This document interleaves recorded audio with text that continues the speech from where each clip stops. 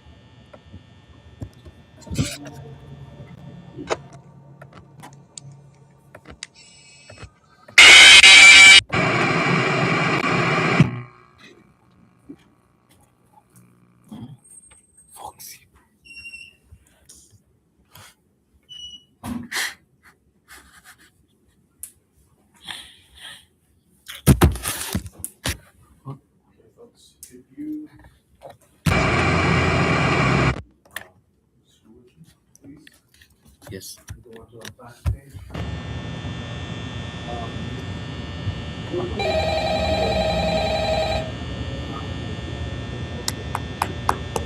Mm-hmm.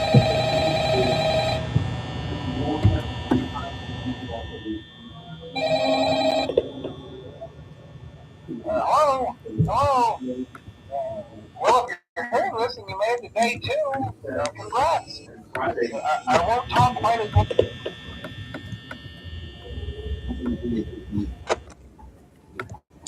We might start the next day.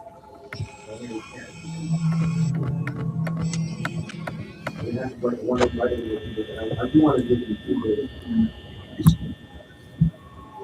So I will help you all of the test content is about right?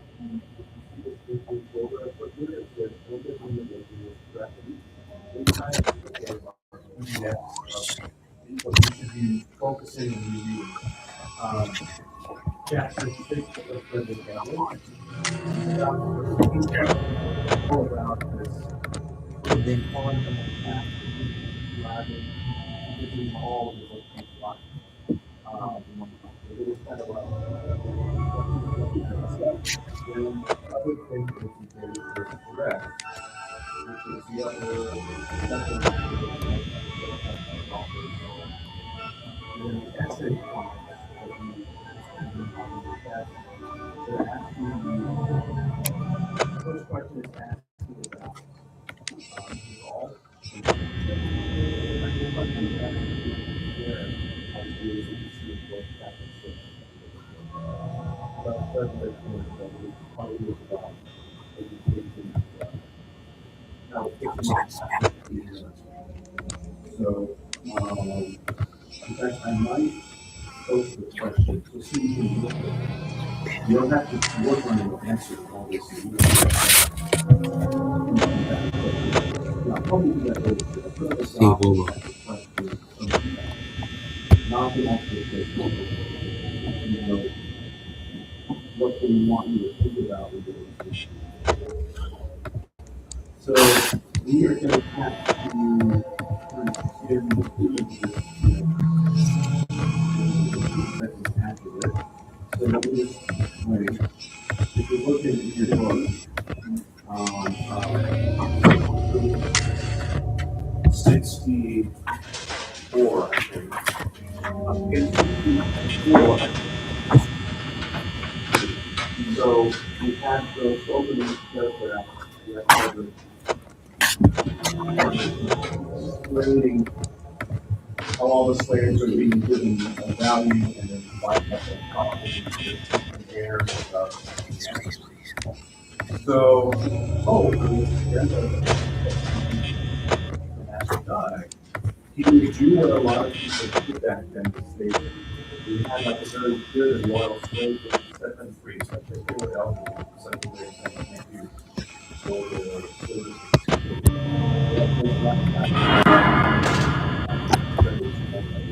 And we want to see the body to serve my old master faithfully from youthful age. She had been the source of all his wealth. She had peopled his plantation with slaves.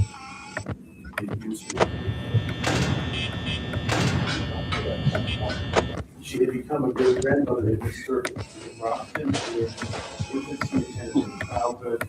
Her history was that his icy ground her cold dead sweat and closed his eyes forever. She was, nevertheless, left a slave to watch. And then he watches her children, grandchildren, great grandchildren on the farm get split up and sent out to other farms. Notice they have new masters now, so it's a very sad moment for players, but also for the family. Then for the rest of chapter 8, he discusses how there's a family dispute with guy's family. It turns out he no longer belongs to Master Hugh. Instead, he was given over to and at first, Thomas lets him out and lets his getting but then he gets into some arguments with his brother and decides, you know what, I'm taking my property back. He takes her back, and Now he's living with him in his I was like, this week. new farm.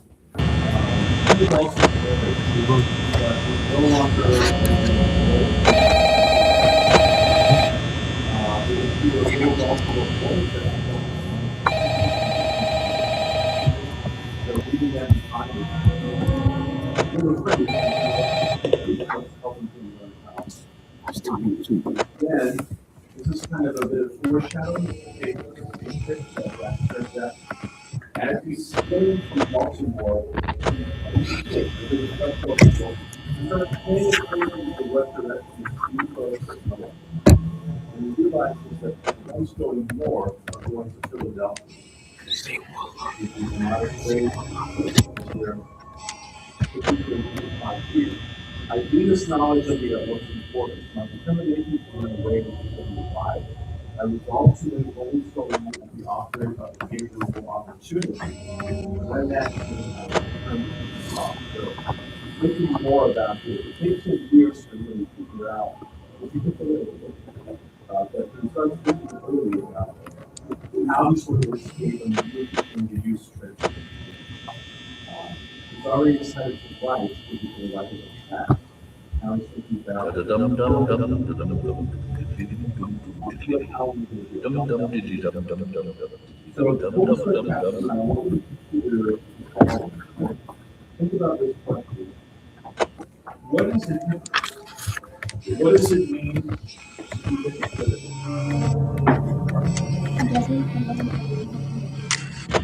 That's a good explanation. Judging someone for doing something that you do yourself. That's that's a good one. You're back, yeah? Oh, there you go.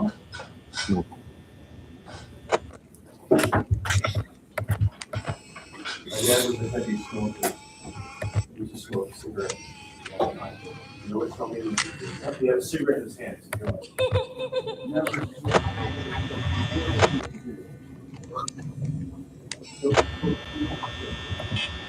So, hypocritical. Saying, do as I say, and I will let you. Other meanings that you could.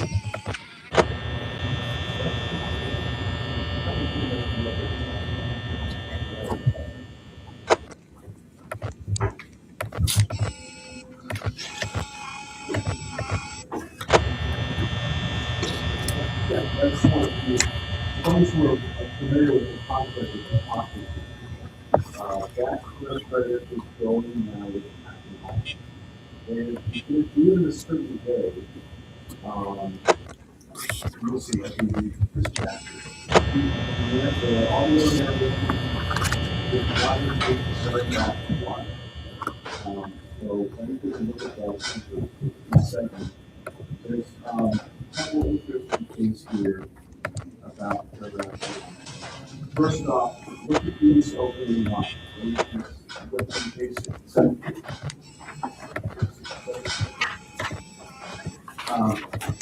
I have now reached a period of my life when I can give fruit. I eventually went back to promise all that to his brother in March 1832.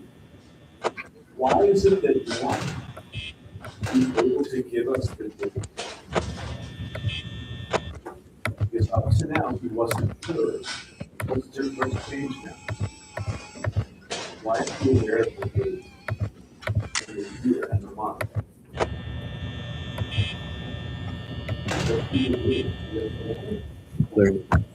Learning. But that allows him to do what? He can read now, so it's supposed to be. Most people. What comes out every day?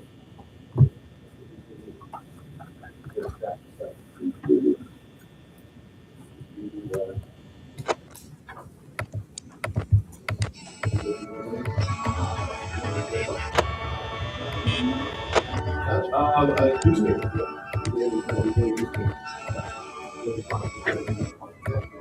He's reading a newspaper. So now he knows what it is. He knows what it is. So think about it. Now he's living into the age of 12. And he didn't know what all that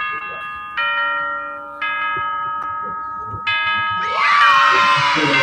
The other thing that I thought was interesting about this paragraph is he's got to do hard work now. He's being used for labor and no longer doing household stuff.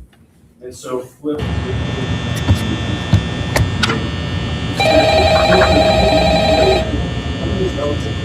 his sister, Eliza, another building, Kenny, and then himself. And Hey, wow, day 4. I knew you could do it. Hey, listen, I'm kind of glad that I recorded my messages for you when I did. Hey, do me a favor, maybe sometime you could check inside those suits in the back room. I'm going to try to hold out until someone checks. Maybe it won't be so. No. Oh, no. On page 68.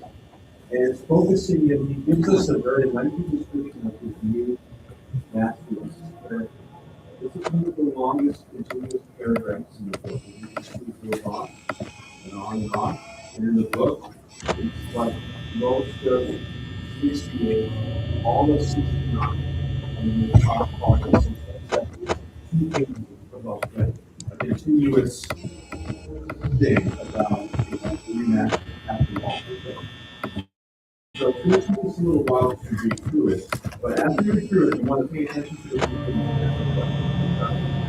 So the first question is, he says that is also what he's on. He's telling you one destitute of the elements of therapy, one respect. Not master is one of his rare sport. But actually, he's careful. What you say like after all. Briefly described in philosophy, what kind of a guy, what kind of man is Captain Hall? He's going to tell us the long version, but what would be like a quick way to summarize this kind of person he is? Actually, pretty clear once you get going. And number 3, Captain Hall goes somewhere and does something that gives Douglas a little hope. And we want to just understand what that is. So, let's take a moment to but it's a very long description of this guy, his new owner.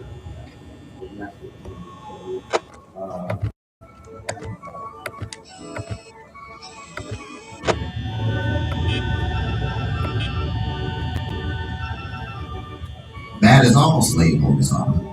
We seldom meet one destitute. My master was one of this rare sort. I do not know of one single noble act ever performed by him. The leading trait in his character was meanness, and if there were any other element in his nature, it was made subject to this. Like most other mean men, he had to be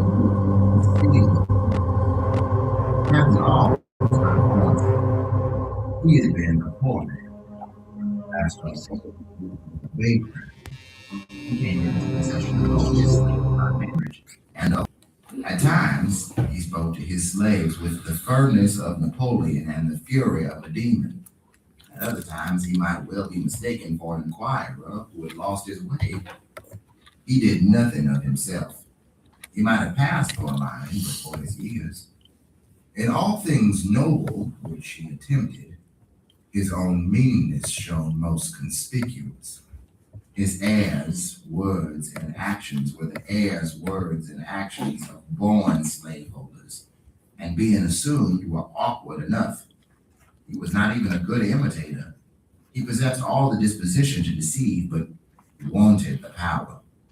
Having no resources within himself, he was compelled to be the copyist of many. Being such, he was forever the victim of inconsistency, and of consequence, he was an object of contempt, and was held as such even by his slaves. The luxury of having slaves of his own to wait upon him was something new and unprepared for. He was a slaveholder without the ability to hold slaves. He found himself incapable of managing his slaves either by force, fear, or fraud. We seldom called him master. we generally called him Captain Auld and were hardly disposed to title him at all. I doubt not that our conduct had much to do with making him appear awkward and of consequence fretful. Our want of reverence for him must have perplexed him greatly. He wished to have us call him master, but lacked the firmness necessary to command us to do so. His wife used to insist upon our calling him so, but to no purpose. In August 1832, my master attended a Methodist camp meeting held in Bayside, Talbot County, and there experienced religion. I indulged a faint hope that his conversion would lead him to emancipate his slaves, and that if he did not do this, it would, at any rate, make him more kind and humane. I was disappointed in both these respects. So we're gonna pause there for just a second and describe what kind of a man he is, based on, that gives Frederick a little hope.